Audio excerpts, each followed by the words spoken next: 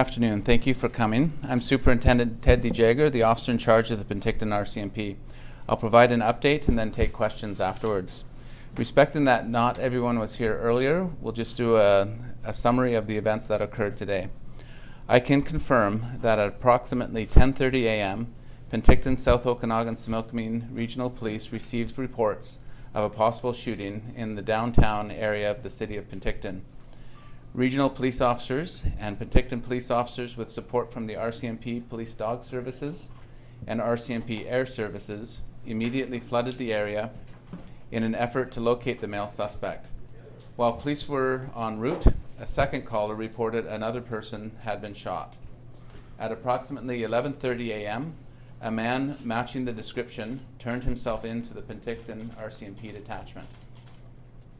A vehicle believed to be associated to the male was also seized from the police parking lot and moved inside for processing.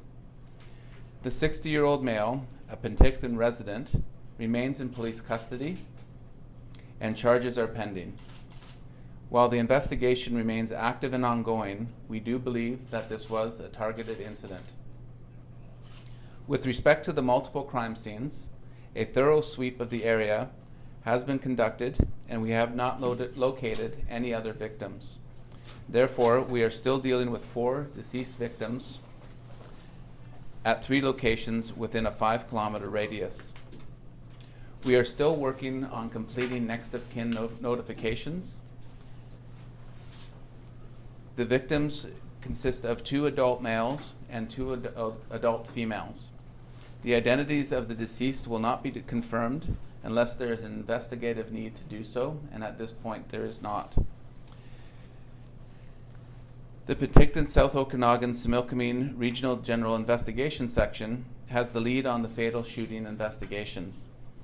Additional resources from the RCMP Southeast District, including investigators from the Southeast District Major Crime Team, have been called to assist. The Southeast District Emergency Response Team was also deployed earlier near the Skaha Lake Road and Yorkton Avenue at an unfolding incident where a male had been believed to have barricaded himself at the Empire Hotel. They were already en route to Penticton as a result of the earlier shootings. This matter has been determined to be unrelated and has been resolved without any further issue, and police have left the scene. The general area restrictions in the city of Penticton have been lifted. Crime scene investigation and investigative restrictions are, however, in place and have been limited to the 2400 block of Cornwall Drive and the 400 block of Heels Avenue near Lakeview Street. I have no specific timeline as to when we will be finishing processing those scenes. I would like to once again express my appreciation for the public's assistance, patience, and cooperation during this morning's dynamic and unfolding events. The loss of 4 people from our community under these tragic circumstances is difficult to comprehend. I can assure that the citizens of Penticton that the right resources and supports are in place to move the investigation forward and provide any further assistance for those impacted. I will take questions at this point. Have you established a motive yet? No, as we said, it is a targeted event, and so that is something that we'll be working on through the coming investigation and through the coming days to determine exactly what precipitated this. We established the relationship between the victims and the shooter?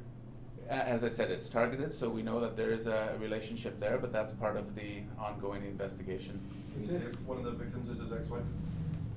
No, we can't, and it is not his ex-wife. So you're saying it's not, you can't say? It is not his ex-wife. Oh.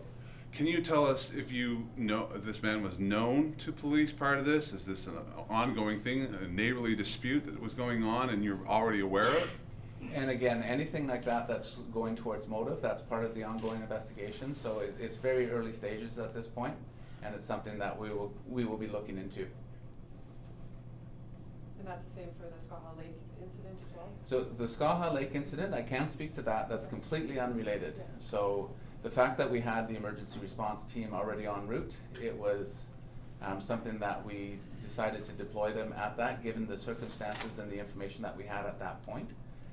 Once we did the investigation there, it was determined to be completely unrelated.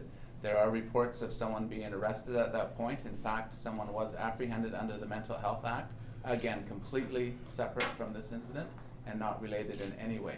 Were they armed or At the motel, the Empire Motel? No, it was completely unrelated. So the Okay. information that we had that precipitated that was completely false. Do we know why they barricaded themselves or any reason? Again, that was not what occurred. Oh, okay. So that's the information that we had, which Okay. was completely unrelated and not accurate information. Okay. Thank you. Wonder if you'd speak to just the level of violence here for this small community, a striking incident, I don't know how to describe it, just not what you expect out of Penticton. No, it's not. And again, we want to assure the public that the safety of the community as a result of this incident isn't affected. It really comes to the heart of a small community like Penticton and the whole area about what we're doing and about what happens in our community. And this is something, like we said, it's very targeted. We don't know the motive behind it all at this point, but we do know that it was someone, all of the individuals were known to each other. So in that regard, we want to assure the public that it's not random. This wasn't somebody walking down the street with a rifle. And we want to assure the public that we are there for them in this time. And I think as I said earlier, although this is a very dark day for Penticton, the brightness in the community is how everyone stepped up. Everyone was calling us, they were helping the police, even from people bringing water to the people on scene to supporting some of the people that saw what happened and some of the witnesses. Everyone stood by and cooperated and gave support, and that's the strength of the community in a time like this. Still a shocking amount of gun violence. Yeah, absolutely, but very limited to this very specific event. That's right. What charges do you think you'll be recommending for this guy? Well, at this point, it's early stages, but definitely charges of homicide, of murder. Murder, first degree? Again, early stages, we have to determine the motive and what led to it, but at this point, we are recommending charges. I noticed there's still helicopters flying around. Do we know why they are? Or? That was our Air 4 helicopter from RCMP Air Services. So they were here for the scene that turned out to be completely unrelated. And as part of the original investigation, it's just supporting their emergency response team as they do some additional duties, and then they'll be clearing back to their respective detachments. How many scenes are there on Cornwall? Is there 2 houses involved or just one? There's 2 scenes on Cornwall. 2 houses across the street from each other? No, they're co-located beside each other. But again, it's one scene, but 2 separate areas. 2 houses side by side? Yes, So that is correct. There's one with the yellow tarps flying from the garage. Is that one of them? Yes, that is one of them. That's correct. You said at the outset, you're not going to identify the victims because it doesn't serve you any good, but don't you think the community deserves to know? 4 people gunned down, members of the community, don't you think the community deserves to know who these people were? I think the community will find out in due course who those people are, and I'm quite sure that a lot of people already know, and we're asking that those names not be released at this point until we can do the next of kin, so that we can ensure that we have spoken to the families and they're getting it straight from us, so that there's no rumor or inaccurate information that's given to them, which is why we do the next of kin investigations in these types of incidents. However, the only reason that we would actually release the names publicly if there's an investigative need to do that. And like I said, at this point there isn't a need. So in due course, the community will certainly know who those folks are. So can you confirm that the accused and the people in the house are neighbors? I cannot confirm that. So again, that's something that we're trying to determine. Again, that goes to motive and why this happened. So we need to determine where that all came from. Can I just run one last thing by you? So this gentleman commits or is accused of committing a number of murders and then just pulls up and gives himself up right here at the front door. Is that the picture? That's correct. Can you speak to that a little bit? Well, that's not something that we're used to seeing, and again, as part of the ongoing investigation, we'll look at the motive and what he was thinking and why this happened, and what his motivations were.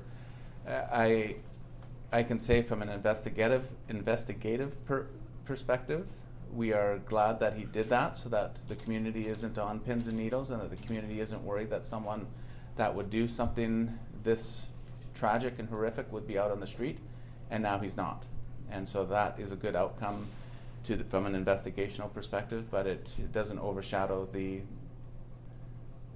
tragedy, and our hearts and minds are certainly with the families of the victims.